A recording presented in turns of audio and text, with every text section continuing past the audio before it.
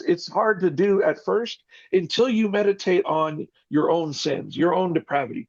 Like if you're not willing to face up to the facts that you have done and said and been a villain in somebody's life at some point, and you played the villain role, and when you were the villain, God still loved you. Like when we were still sinners, God sent his son to die for us on the cross. And we received that grace. Man, that's what changes lives. That's what turns Gosh, us changes my the life story. was saved so many times. You remember Right? with the glass window when the guy was shooting directly at me from 5 feet away? Yeah, yeah. Like Fuck. why, Yeah. I mean, I had a flask, an active reaction making meth in a meth lab in a little bathroom in a single wide mobile home. Like I was cooking up this thing, and I had a piece of scientific glassware, and I put it down on a hot plate, but the hot plate had ceramic on it, and glass and ceramic don't mix. Like ceramic breaks glass. And so I had Oh this wow. volatile reaction going on, and I put it down to heat it up, and I hear a tink. I'm like, uh-oh. And the crack starts going around the whole thing. I'm like, oh no. And again, every time I would go to manufacture crystal meth, I had debts to pay with those drugs. And so if that batch didn't work out, again, that's where I was going to get into more problems with other people. And so I was trying to find something to put it in, and then poof, the top pops off of the glassware, and the whole room fills up with a purple cloud, and I can feel my lungs starting to collapse from this purple cloud, and I start to lose consciousness. And I was able to crawl out of the room. I put the flask inside of a tub, and I turned off the hot plate, and I crawled out of the room with this big old purple cloud of it was it what the That's right out gas. of the show, dude. Yeah, yeah, Damn. yeah, yeah. It was like so it makes a sort of nerve mustard gas is what it happens inside the reaction. And so I mean Wow. I was getting feeling the effects of that. I crawl out and I pass out on the floor, and I wake up a couple hours later, and I go in there and try and salvage whatever I could, and it was all junk. But I was like, dang, I could have died right there. But now, Yeah. I mean, but now I'm still stuck with this mess that I still owe money for, and it was just a really bad day, a really It'll bad be day that I, interesting to see when we get yeah. to the other side and replay that moment. So, right, What indeed, actually indeed. happened if an angel came down and fanned around your Yeah, face just a or little bit something? of error, I mean, but that day, that was a day that lady that I owed, I was in her house, and that's the one that I almost shot in the face.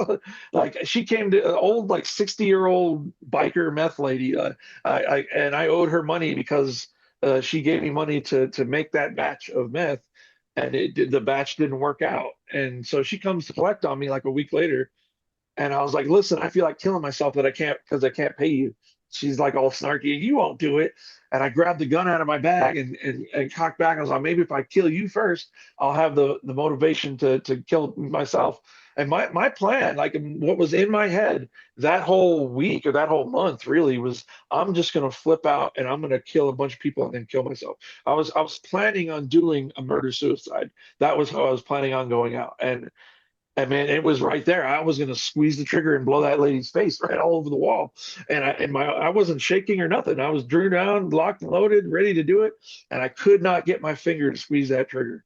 It was weird. I looked at my hand and I tried to do it again. I could not get myself to squeeze the trigger. And I put the gun down and I grabbed there was a little fan, like a little metal fan on the floor, and I grabbed the cord of the fan and I ripped it out of the wall. And there was a dude sitting right next to me, and the fan flew up and smacked him in the face, and blood squirted all over the room. And I was just like, "What the heck is going on here?" And then they pulled everybody out of the room. Like when they heard the gun cock, everybody was like, "What's going on?" And then when I almost shot her in the face, they came in, they pulled her out. The guy with the blood on his face, he walks out of the room, and then I'm just sitting there like in the Holy midst of shit. this chaos, like what is going on? Like I don't know. So yeah, when my daughter got kidnapped, I fell out. Well, I could tell you the story just real quick, and the last thing I remember is looking at my foot, telling myself to go to the bathroom, and my body just totally shut down. And then a week later, the owners of I was renting in a side apartment from a family. There's a fence around the entire house and a couple side apartments. And Carolina was throwing rocks at the door of the owner in a pouring down tropical Panama rain. Wow.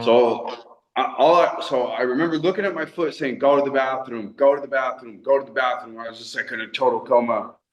And then the next thing I remember is getting pulled out, and I had not drink water in like 5 days. Or I just was done. I don't remember anything at full time.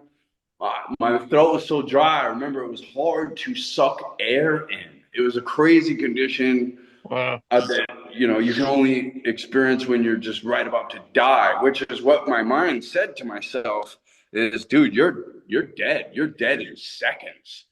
And so when I came to, and there was 100 missed calls on my phone from her and no one else, and of course she had got those people. I just looked at the sky and I was just like, all right, no matter what happens, I'm always gonna have her back, and I'm coming back to you, and Yeah. thank you very much. And so yeah, the experience really made me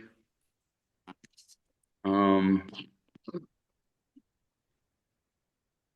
you know, I have a heart of compassion for her. Like, so has she grown up in the normal, like middle, Central American, rough life for females or whatever, well, experiences with women, which I get. I mean, I understand the evil that women do. Like, I mean, so I mean, you saw me with Alma, right? Like, I was about to kill her or kill myself or kill somebody else. Like, and totally. I had your pistol under the seat, and I was actually thinking of taking it. And yeah, I remember that was That's a funny. crazy Crazy, dude. night. Yeah, but Well, yeah, there is. So okay, if you believe what the Bible says is true, that we do not wrestle. Our battle is not against human beings. It's against the spiritual forces that are behind the evil deeds of beings. And at the same time, we're also supposed to be discerning enough to say, to realize when a person has given themselves over to the darkness or refuses to come to the light. We are supposed to cut ways. I mean, according to what the Bible says, do not cast your pearls before swine. Do not give what is holy to the dogs. Do not, and it says in Second Timothy that there's going to be in the last days. And so, the people have been arguing whether we're living in the last days for the past 2,000 years, but we're closer now than we were then. And it says in the last days that people are going to be brutal, despisers of good, lovers of pleasure rather than lovers of God, headstrong, haughty, lover, just completely disruptive, evil, and from those people, we have to have the discernment enough to say, okay, I've tried to bring light to the situation. I've tried to help these people, but if I can't, if they're not going to receive it and they're not willing to repent or change or to do anything positive, then you have to cut ways. And if especially yeah. with a person that you're with, okay, like me and Claire, like we were drug addicts together, and we were destructive and violent, and we did all the things that a drug addict couple do. Like, I mean, I was a straight up psychopath, and she was a freaking crazy tweaker chick, right? And Yeah. at the same time, I'm also really stubborn and really not willing to, like, when I'm really connected to someone, I'm not willing to just throw somebody away.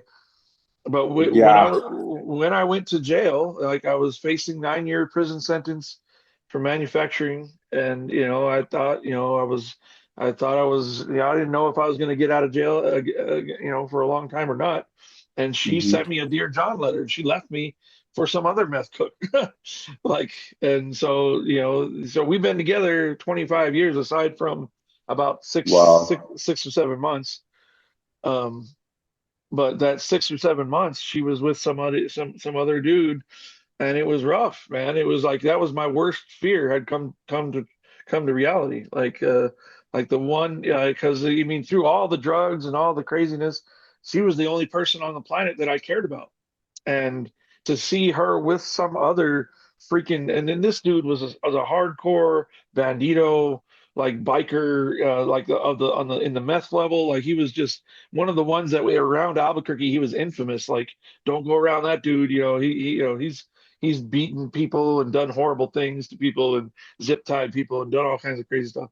And so there was all kinds of people we knew of this guy before I went to jail. And then she, Mm.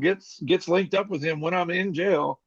And she's that's the I don't know if you've heard me share my testimony where I'm talking about I get a letter, I'm reading the letter in jail, and then I start banging my head against the wall.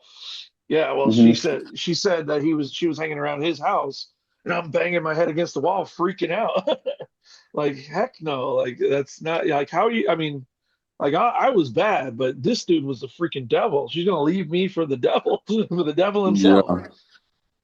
And and then when I got out of jail, I mean, again, her eyes, like her pupils, were different sizes. Like she was on complete insanity mode. Like Wow. she was saying, wicked things. Like I went to go see her. I was like, okay, I'm out. Are we getting back together? And she told me My, to my face, she's like, I don't know. I kind of like Mike. And I was like, what? As soon as she said that, I flipped the freak out. I grabbed a mirror and smashed it over my head and just went freaking crazy. Like I went insane. But again, and it was back and forth. She was, running around doing all kinds of drugs with, and hanging around with that dude. And I was freaking out because I had prayed. I was like, God, you have to bring her back. You have to do yeah. something. And there was a point where I was like, oh, I guess God's not going to do anything. And that's when I went back to getting high. That's when I went back to, Wow. I went and got another girlfriend and just started moving back into that life. And it was crazy though, about, I don't know, a month and a half after being back in a meth lab and having a new girlfriend, one of our other friends, I don't know if you ever met her, her name was Kim. She used to go to the raves too. But Hmm. Kim calls me up and she's like, did you hear about Claire? I was like, what? I didn't hear anything about Claire. And she's like, she's been at her mom's house in the closet crying for 3 days. I was like, what?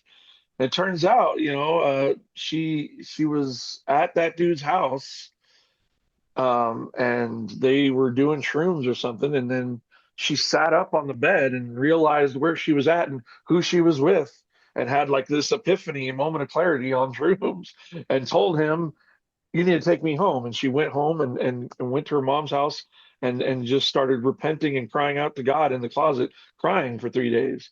And then she, after Kim tells me that, I talked to her and she's crying. She's like, "You probably hate me," I mean, and you're never gonna love me again. And I told her, I was like, I'm not wasting the 5 years that we spent together in hell over the darkness of this world. I told her, Wow. uh, Yeah. yeah, Yeah. And that's what I love about you, dude. And back to that thing about the pearls and Claire doesn't have the narcissistic personality disorder either. yeah. But okay, so coming to you from Budapest, Hungary, in the Buddha Castle, me and my dad, right, Mickey Angel slash Brandon Angel slash a whole bunch of other names, and my dad, and we kind of got, you know, life happens, some children fall, right, and then they become, um, little mini criminal 5000s, and I was just explaining to him how Ken Saul, hi Kenny, we love you, is now a pastor, and he's a pastor in the prison system after being in the prison system for manufacturing narcotics, and the Breaking Bad show being based on him. Me and my dad here, we've had to catch up on so much, and these small, short, excellent visits all over the world because we're blessed. Further back to what you said about we're fighting principalities and evil spirits and darkness, dude. As so, the house I'm in, the serial killer that killed this guy, and all those saints around here, Right. just Crazy for dude. their houses. Yeah. Right. Just he's a chaplain, and so my mom puts on the sheep's clothing of this golden convert. This Yeah. guy, of course, is chaplain, and but lying. Wait, but It's, before he gets busted, he was a chaplain, or right now he's a no, chaplain in the prison. he becomes chaplain in jail, Okay. right? Okay. And also because in the Dateline special, he was like a Nazi skinhead and all this stuff. So and now he's Yeah. in Yeah. Panamanian jail, and oh no Huh. no no. Anyway, most maniacal, manipulative dude, narcissistic personality disorder, like, Yeah. right? And he continues to lie on his victims, making himself sound like a hitman, right? He wants to tell this hitman narrative so that he doesn't look like quite the piece of garbage that he is. And he Yeah. Yeah. just published a book saying, "Long live King." Da, da, da. Yeah. And he writes a Wikipedia page that says chaplain brokers peace between rival gangs. Gang leader is one of the gang leaders. This is just a self-written Wikipedia page. Yeah. Panama is actually, there are gangs and there are capos and there is organized crime and all that stuff, but not what he's describing in all these.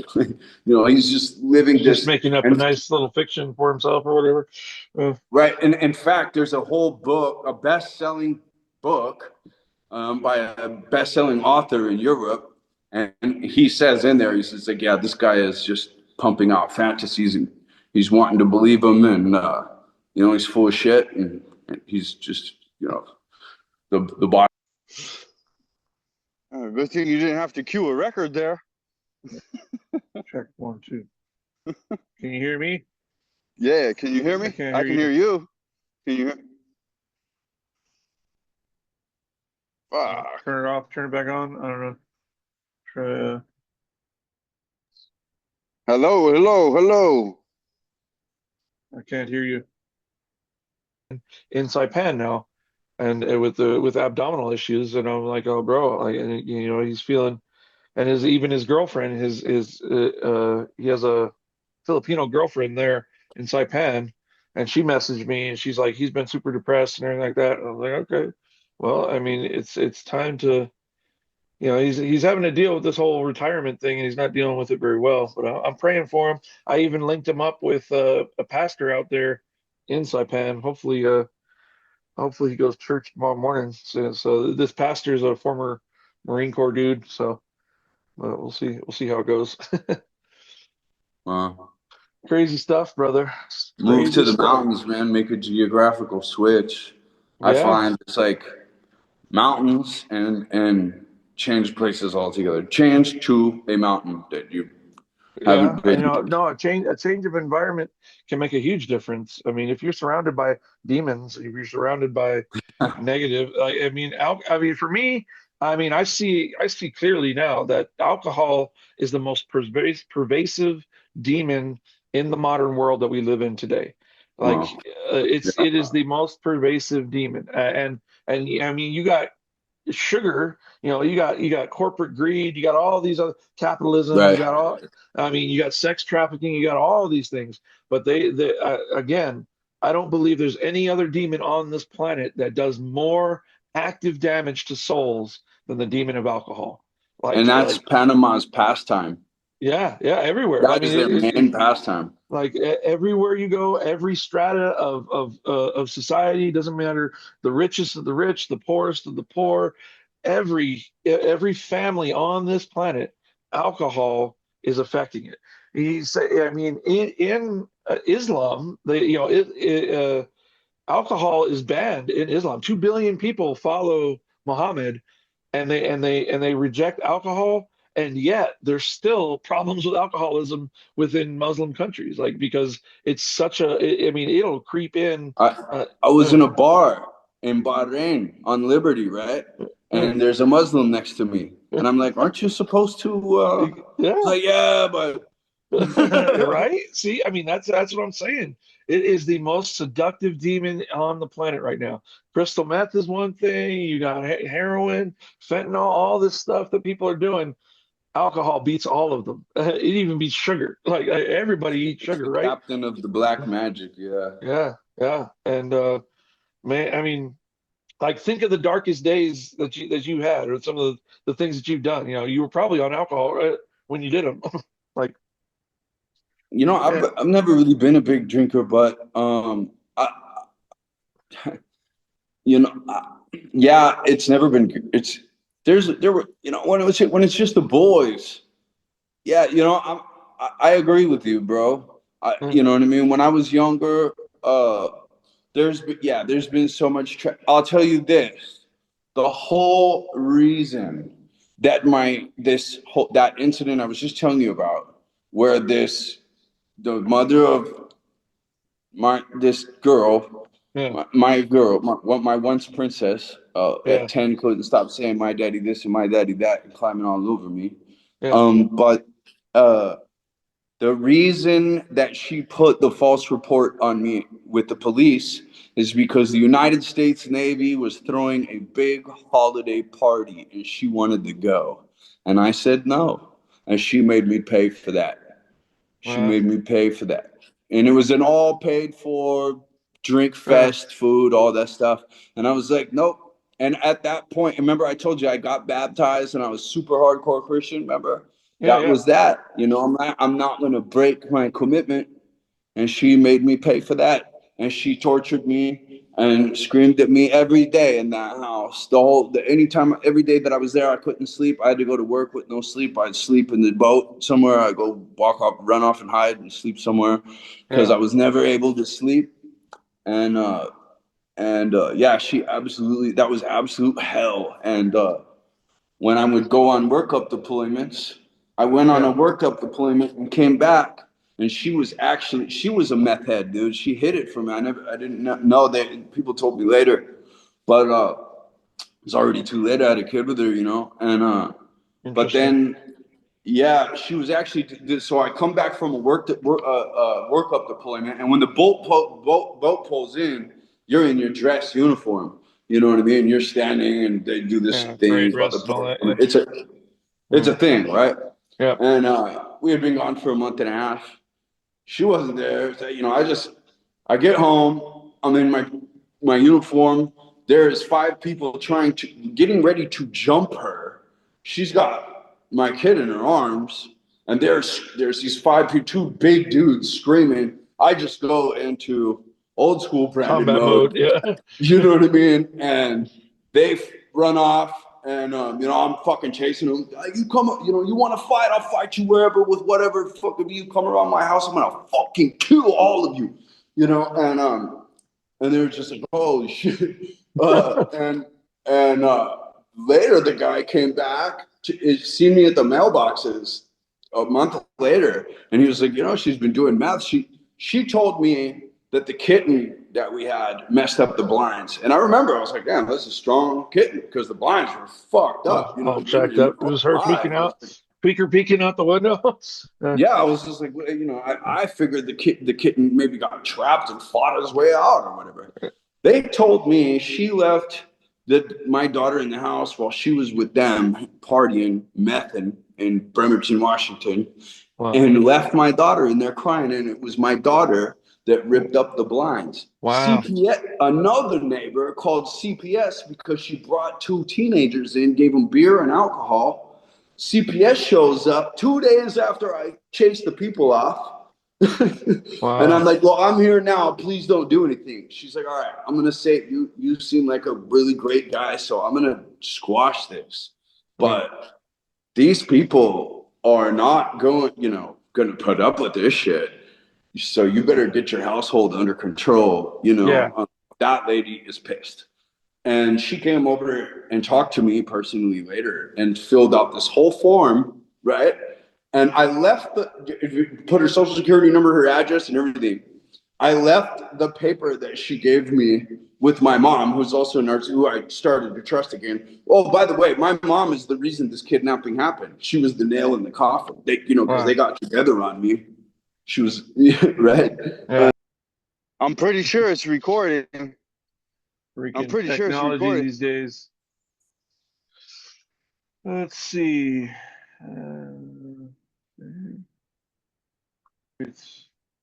Right, because when you're a good person, when you're good people, when you do great things, and he does great things, rocket scientist, and you do great, and I do great things, and you do great things, we get respect from great people. And great things, by the way, is just as simple as doing the right thing and telling the truth, right? And dreaming big. So, I'm filling him in on what house music is here, and the house music chapter that happened right before I went to the military, and Kenny became the most famous meth cook in the world. Not the fake one, but the real one, right? And we know because they took his stories and they took his last name and they took his colored stuff, right? Okay.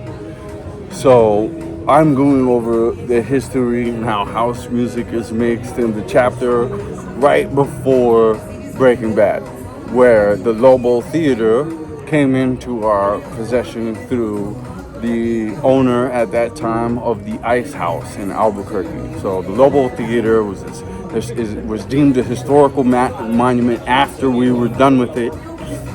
After they put little brother Jared Hamlin on Crime Stoppers right for some other crime, right next to a notice about we're looking for who desecrated the Lobo Theater, which was him, which is little Jared. He was the one who removed the first 6 rows of seats with a hatchet. Anyway, just too funny, too many coincidences in life. Coincidences being God's way of remaining anonymous, right? So now Kenny being mentioned in this I was just about to tell you, mentioned in this huge international Christian network, CDN. I don't know what the D stands for, but Christian something network. Big piece was just done on him about how he was the real subject of the Breaking Bad thing. And we just thought, since we're talking about this, and since we're going to do a bad breaking storytelling series coming up, that why not do it from the top, do a little thing here from the top of the Buddha castle. So now, as chemistry, rocket science, and Christianity, all these things, different things are coming together, can you come up with a question for me about the time period? About the time period. When I was super club owning, Lexus driving. How did people react to an 18-year-old driving a Lexus and making $20,000 a month? Yeah, no, it was probably a little bit more than that. I think we were making $20,000 a night, but how did they react? I'll tell you how they reacted. This was my first lesson in small, jealous minds, because, oh my God, they were in every corner. Fuck that guy, screw that guy, who the hell does he think he is? And, I can play better, he's not that good of a DJ, and so that's the majority. But then, at the front row, whenever I'd be playing, Mickey! And I was like, that's not my name, but thanks, right? Right, it's good. Yeah, and then girls half naked dancing on speakers right here. People handing me a whole bunch of drugs all night long, me not taking any of them and handing them all to Kenny. Wow. And I didn't. He can answer this question. I didn't take any of those drugs, and I was 1,000% against drugs back then. Now, always, for business or for consumption, Can you tell me why? You believed in God, Christ, and was Nah, against the law? somebody already pumped me full of them just a few years before, didn't they? Who was that? Your mother. Yeah. But yeah, there's a lot that never the ones that fell off that never came back, right? Mm-hmm. And There's a so lot. knowing the people that that just get sucked into the darkness and then it just consumes them and they're gone. It's one thing I've been thinking about lately. So I'm on a mission to be able to go into like the nightlife, back into the Albuquerque nightlife, but I want to do it as a warrior of light, and I Mm-hmm. want to be able to. So did you see the thing that I don't know if you saw if I shared it to you? I want to start this movement called Sobriety-friendly. So Okay. Yeah, I saw something. I watched a documentary on alcoholism, like, and it was from this English. It was a TED talk about alcoholism. Okay. Um, and this person, you know, she did a scientific study on what are the main, factors um, that stop people from ever walking in freedom from alcohol. And one of them is a lot of people don't want to. It's a social thing. Like alcohol is so prevalent in the world because it is a kind of a social glue that if you're gonna be around people, you're going to be around alcohol. And if you're not going to be around alcohol, then you can't be around people. And I think that's garbage. I think we should be able to be around people and not have to consume alcohol. And so what I'm promoting is that uh, bars, clubs, special events, big places, they would get like these posters that say sobriety friendly, and so they would have an enhanced. So right now there's these things you can buy mocktails, you can buy like alternate beverages that sound and even taste like alcohol, but they're not alcoholic. They have like gin and rum and different stuff that's not non-alcoholic rum, and so you can Right. buy you can get a whole bar of these mocktail bar or energy drink bar or any other, you have all kinds of alternatives for people to go to a social event and be in the community without having to be exiled because they choose to be sober. I believe we can be sober. I'm gonna be an example. I can be around people. I can go to a club and not have to be alcoholic, and I don't have to get sucked into that. So that's one of the things that I've been in the midst of working on. And that's me too. And honestly, for me, I find that it commands even more respect that I will go and say, no, that's not for me. Yeah, yeah, No, I'm not going to do that, but thank you very much.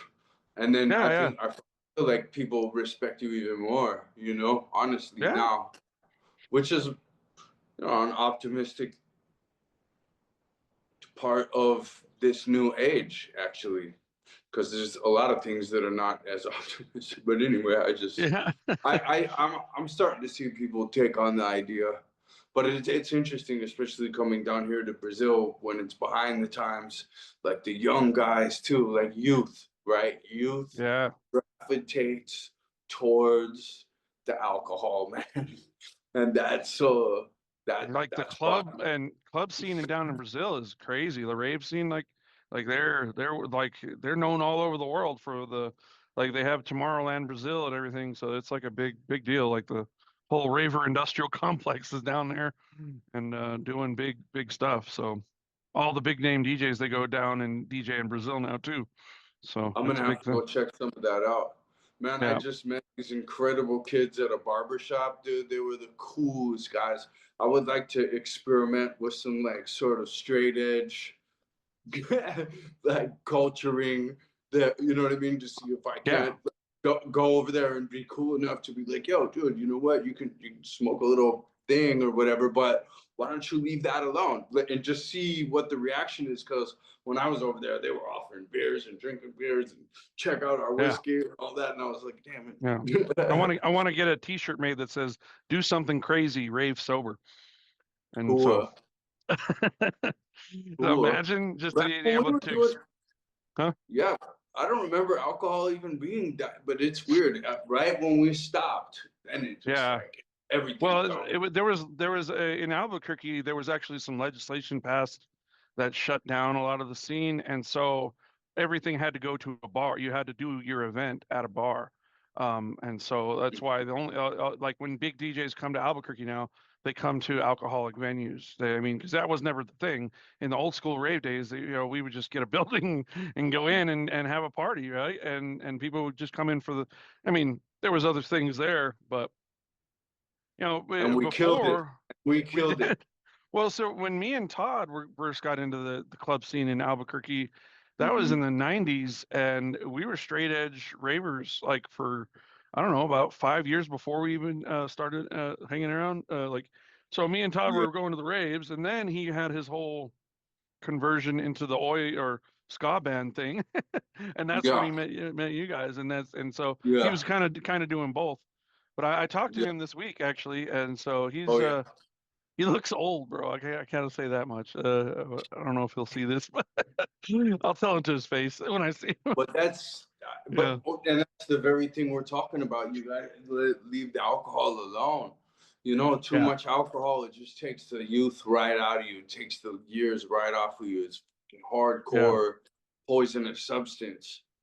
And that's another thing too. So he owns a bar, and that's a whole nother level. Like, I mean, so, but if you, that's why I think the whole sobriety-friendly like little logo that bars can adopt, and then usually like, well, in the drug world, one of the rules in a lot of the drugs, except for the ones that I was doing, but a lot of drug dealers say you don't get high on your own supply, and you could make that like a thing with alcohol with bars. You don't be all drunk while you're doing selling alcohol or whatever. But I don't know. I'm just thinking there's got to be ways to do the secret agent thing and kind of infiltrate some light into these dark places, and then just be a representative of self-control, integrity, honor, and love, and joy and peace. I mean, you and I were once the club rave kings of Albuquerque, New Mexico, right? Yeah. You know? And so maybe we can say now it's time to just really laser focus in, make incredible music production, make incredible new events after the control freaks basically took all that away from us. You know, and that was a real spirit. There's a real spirit there. And then it gets revived in all these like major commercialized ways. But I think that's a really underground freedom vehicle, especially to bring back and get support from the community this time to say, oh, these kids just want to go out here and do music and not have alcohol and be all night or whatever. That's right. Let's get behind that. So we could start the sobriety-friendly thing for bars, clubs, and events, and then the RS, the rave sober kind of initiative. And maybe a whole new movement could come out of it, like straight edge music scene, like underground straight edge. So I was looking that up. There was a black X they used to wear. Like, do you ever see that? That was a mark because that was a big part of that Albuquerque sub scene. And that honestly right now is an age begging for excellent resurgence of these music events all over the place in a new underground networking style, and be specifically straight edge as part of the culture, realizing that the control freaks who will have already taken this music away from us, this type of thing away from us before, they're happy for us to drink poison that's going to kill us and destroy our families. No, we're not going to be the stupid people that get directed into that stable. We're going to be the smarter, more conscious scene that really is just like on the real freedom revolution in the musical era. Yeah. Did I tell you about the book that I'm putting together about the rise of the industrial complex? Well, I'm doing the one about the digital theology as well, but I'm also doing one. Converting. Mhm.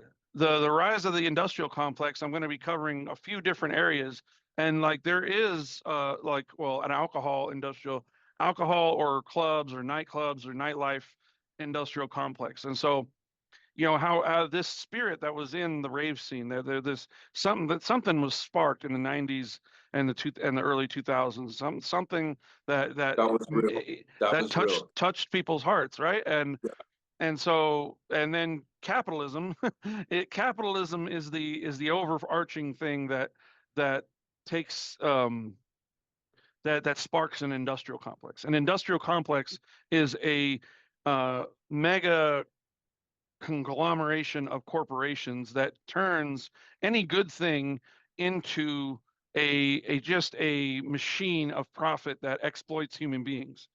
So Yeah. you have the military industrial complex that was warned by Eisenhower, and it is a machine that exploits human beings for profit, and exploits war. And so the military industrial complex doesn't care about one side or the other. The military industrial complex just cares about profiting off of the trillions of dollars spent on war. And the war in Iraq, the war on terror was a full on psyop for the military industrial complex. Yeah, I was Trillion, there too. yeah, exactly. So trillions of dollars Yeah. being spent on weapons and operations, and like the whole thing in Afghanistan, garbage. That was all garbage just to support the military industrial complex. Okay, so the military industrial complex is just one of them. Then you have the They farmers run farm the same thing inside of our families with family court. It's the same thing. little psyop, yeah, right. Elongated conflict just to maintain the status quo of slavery across this whole place. Well, and you could say that is an outcome. Well, I mean, that there is one of the Satanism. issues in society. So there is the judicial or legal or prison industrial complex that we have here in the United States. So it is another conglomeration of exploitation. We exploit people. We turn people into dollars by putting them in prisons, sticking them in legal battles. We have all of the legal and prison industrial complex is a sadistic thing. So you have all these lawyers, right? Everybody's always suing everybody, and all this whole big machine that turns people into profits, into dollars and cents, and exploits the human beings in turn, and it just takes the life out of it. Even in media. So when Disney, the corporation of Disney, bought out Lucasfilm and bought out Star Wars, everybody knew that $4 billion that they spent was it was just a corporate investment, entertainment industrial complex idea, where it takes a beautiful, like something. Star Wars fans have been hardcore Star Wars fans for generations now, and now it's just part of the media industrial complex. I mean, they just churn out a bunch of garbage just to promote ridiculous messages that have nothing to do with what the fan base ever really wanted. And so you have all these different the rise of all these things. And there's a documentary on YouTube about late stage capitalism. So late stage capitalism is when capitalism has grown into the full ugly beast that it is. Like, because capitalism, okay, we love the idea of freedom, right? We love the idea of free enterprise. In its core, capitalism is a beautiful thing because every man has the ability to go from zero and provide and start something beautiful.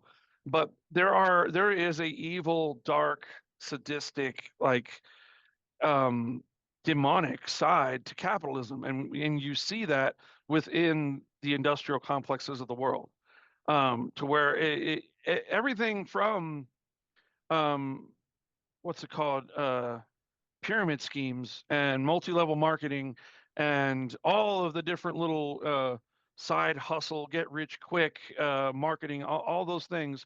I mean, for me, I was into it for years, all into the personal development and entrepreneurship kind I of remember. industrial complex. I remember. uh, Yeah. yeah, Notebooks. Yeah, I remember. yeah, all those things, and I come to see that there was an evil demonic side to that as well. So it's when it grows to a certain point, it morphs, it mutates into its true form, I would say. I mean, because it anything that we can find, that anything in this world that human beings enjoy, the demons will see that thing as an opportunity. Any human enjoyment is found as an opportunity for what's it called? Um, Oppression. oppression, or we can Hijacking. exploitation, or Yeah. exploit. You can exploit anything that people find pleasurable. You can exploit it. Sex and money and all the things. That's why Las Vegas is what it is. It's known for the Sin City, the exploitation of the human soul. And then so I get, and in this, the rave has been targeted by the industrial complex machine, and turned into, now you'll have, I mean, have you seen the stages on some of these the music festivals now, these giant, Insane. yeah, 60,000, 100,000 Crazy. people, Yeah. with giant like pyrotechnics and Yeah, it looks all the, like they have 100,000 studio beams. What were they called? yeah, studio spots right now, yeah, Yeah, studio. and Yeah. so, and yeah, they do. They literally, I mean, it's like $1 million just in lighting for Yeah. these things, and it is a and while it started as this beautiful thing, people getting together, it turned into this whole industrial complex. And so I'm warring against those things in my little way, in my little corner of life. But then we also have to think about how we live our lives day by day, and then coming from the real experience of what it is to be a person in the Albuquerque Breaking Bad scene, coming from that Yeah. life, and coming and going into jail. And now that I work in a prison, and I see, I still see guys every day. I mean, I have a classroom of guys that are in prison and they want to change their life. Right. And it's a crazy thing. I mean, because of the story is the same for many of them. They had some, not so fun childhoods.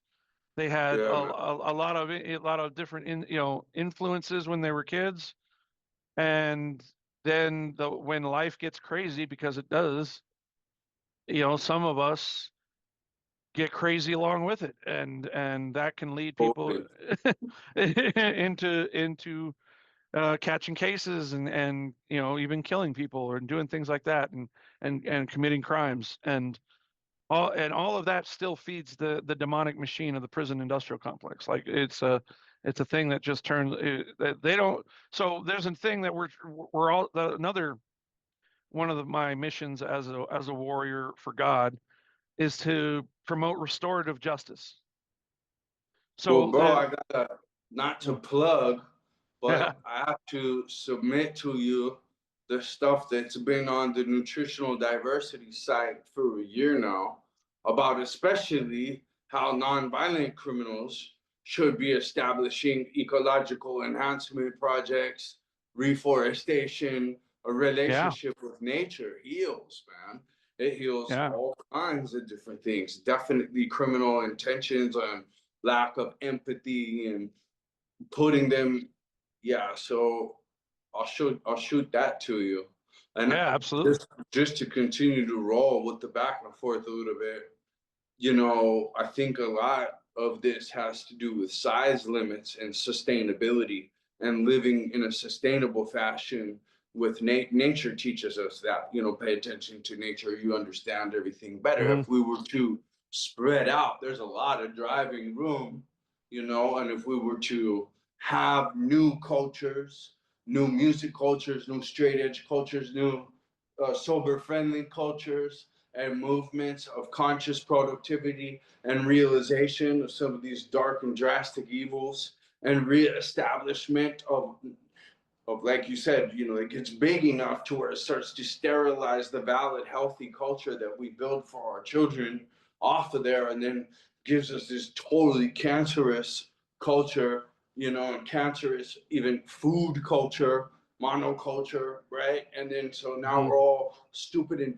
toxic water culture, all of that, right? So that's why, anyway, that nutritional diversity information about reestablishing really, I mean, that's just like a Marcus Aurelius Meditations download of in nature. Just go stand in nature and you can get. But anyway. So I'm teaching a series at church on Sundays called Life 101. I'll be there. So and so Life 101, I've done three parts so far. Life 101 for me, life, because so if you go to college, your first introductory class in whatever topic. So if you go to English, your first English class in college is going to be English 101. It's your introductory into these higher things. And so this series that I'm teaching is kind of the introductory thing for a successful life, a truly fruitful, truly fulfilling life.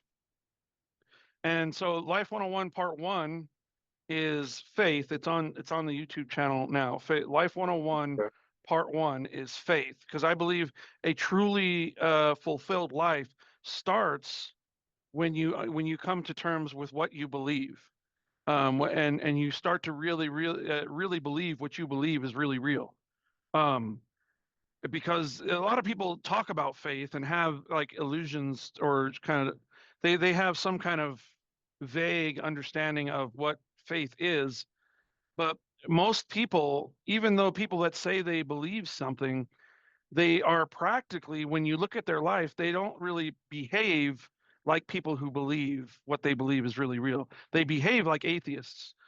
So an atheist is a person who doesn't believe in God or anything. An atheist only believes in the natural world, like whatever they can see, feel, touch, whatever's. So instead of mind, body, and soul, it's just, for an atheist, it's just mind and body. The only thing honestly, we know, they're not even connected to the natural world anyway. Because if you really get connected to the natural world, the thing that you really start to see tying everything together is the spirit. Well, that's, really, I mean, there's really what. If you there was really a make famous the connection. there was a famous scientist, William Paley. He did natural theology. So he would observe nature, and he would point to God. He'd say, "See that? That's God." And so, and his argument was called the watchmaker argument. He would say, if you found a beautiful gold pocket watch on the beach, right, and had all those little intricate gears and little jewels and all the stuff that's inside of a really nice expensive pocket watch, if you saw that on a beach, what would be the logical conclusion to come to? Would it be that that just happened over millions of years of random time and energy and random mutation by natural selection? Or would you conclude that there was an intelligent mind that created it? Which is the most logical conclusion to come to when you find something that has all this intricate design in it? This is called the teleological argument for God. And so when we look at the universe, when we look at nature, when we look at genetics and atomic structures, even when we get down into the subatomic, all of these things have these crazy order to them, which would point towards some kind of mind, because chaos does not give birth to order. It doesn't. That's not the way chaos works. And so minds give birth to order, and we see order in nature.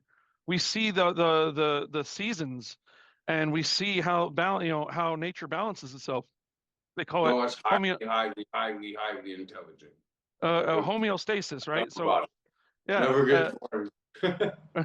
right. And so if we see a system that has an order and a balance to it, what is the most logical conclusion to come to? Is it that just random chance by natural selection, by Darwinian evolution? I mean, is that the best conclusion? Is that the most logical conclusion to come to? That there is no purpose, there is no mind behind life, and I don't believe it is. I'm a former atheist who did not believe in God, and I have come to believe that this world that we live in isn't just a an accident.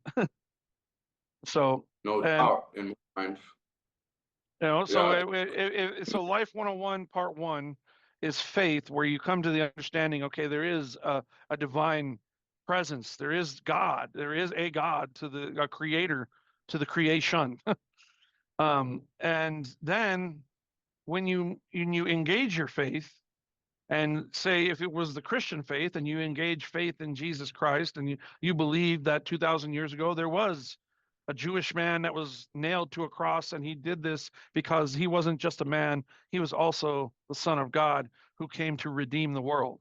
And you take those precepts, and so it's just a claim, right? It's you can claim anything you want. You can claim that the universe is made by a flying spaghetti monster. But when your claim, each claim that you make about the spiritual world, it will have a certain level of power to it. If you claim that Jesus Christ is the Son of God and he's a real being, and you believe that, then it should have power to do it. And so I'm a personal witness to the power of putting what happens when you put your faith in Jesus.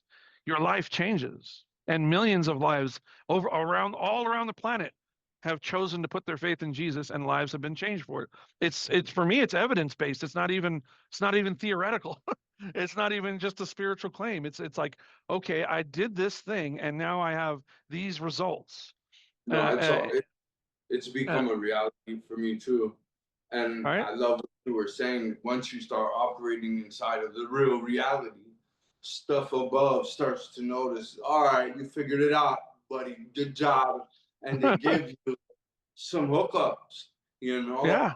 I hope, and Blessings upon blessings. So yeah, faith exactly. Yeah, faith leads yeah, to blessing. So the opposite yeah. of faith leads. So you have blessings and cursings in life.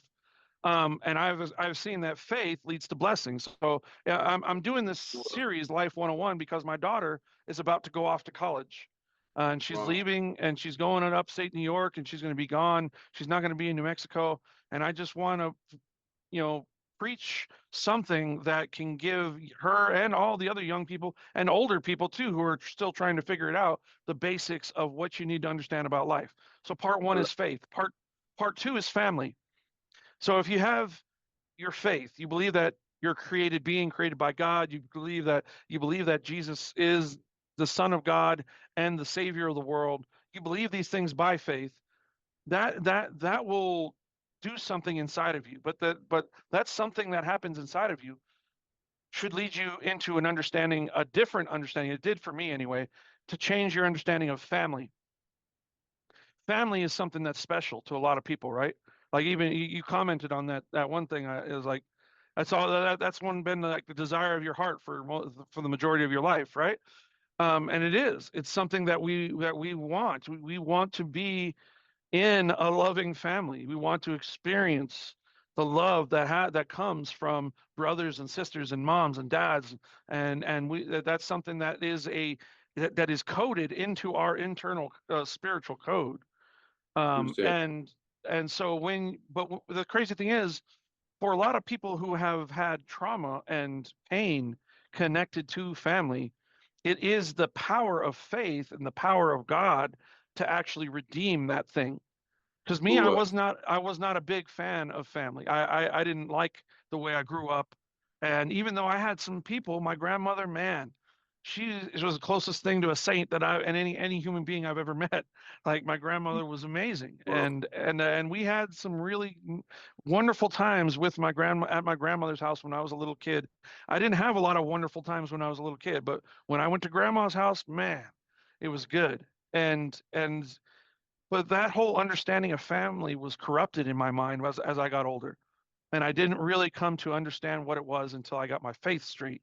Once I got my faith straight, then I started to realize it's not, I'm not the author of family. You're not the author of family. God is the author of family. And when you come into the family of God, that brings you into a whole nother level.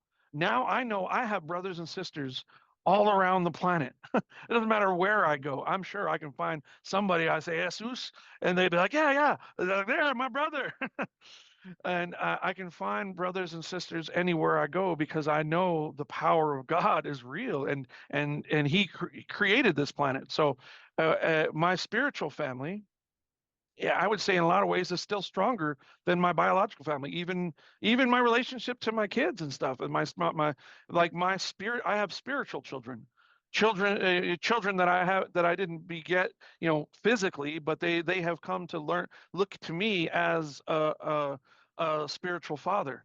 And Yeah. it's still weird that I have spiritual children, but it's cool. Like the guys in the program. Special as can be. Yeah, it's right.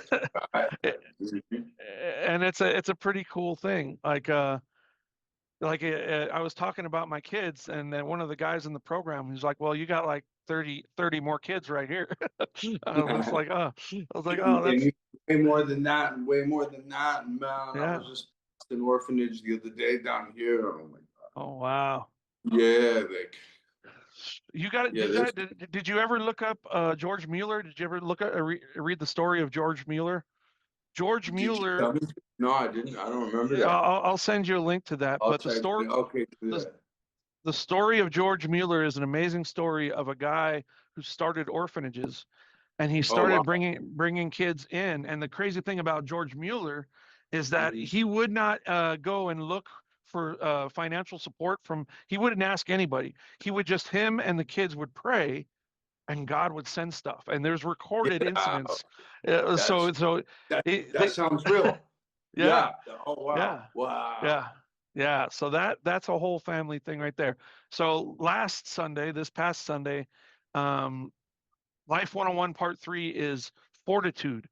The definition of the word fortitude. I can read it to you real quick. Let's go. Fortitude is, I want to get it right, so that way we don't misquote it. So,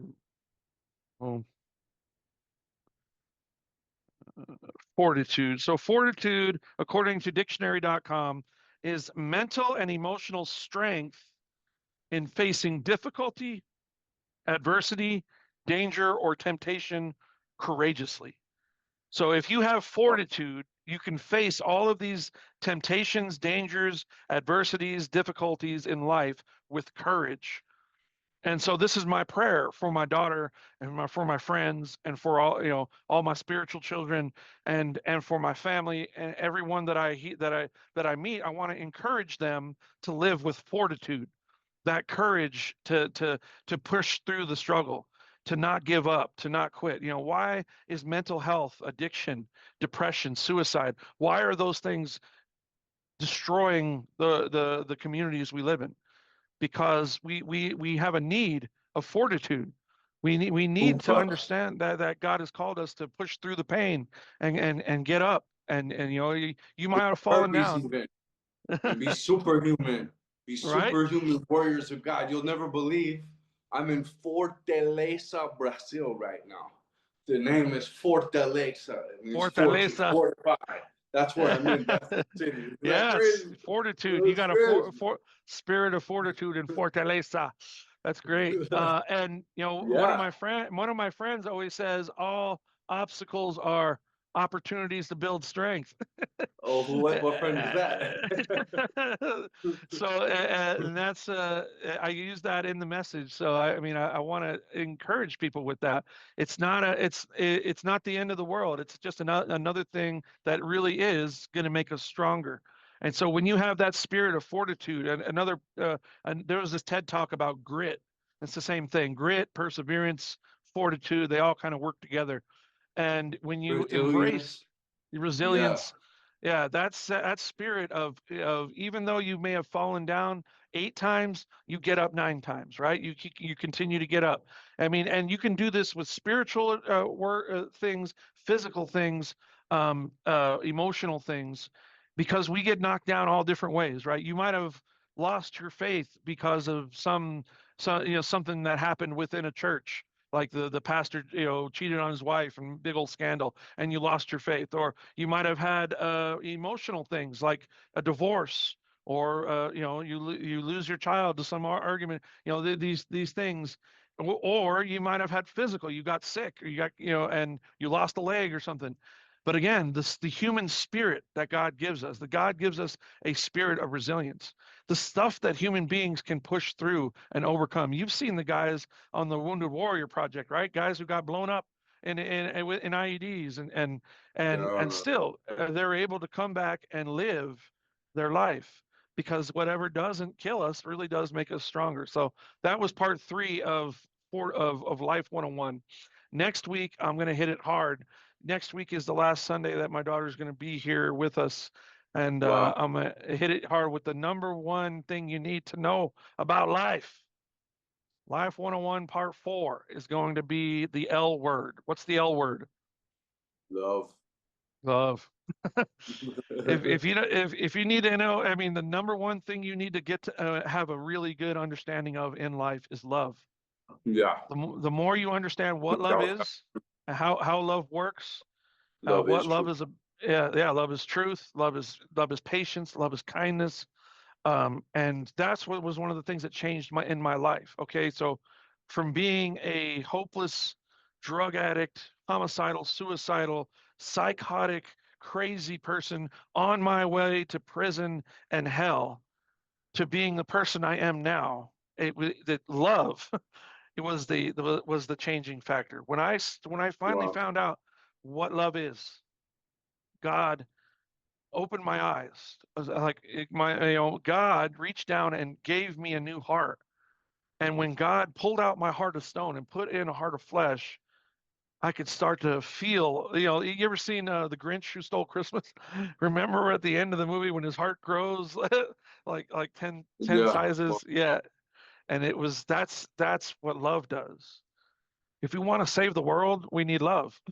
yeah, If we man. if we want to change the world, we need love. If we want to change our families, we need And love. we need love enough to be, like you said, consistent, do the right things, tell the truth.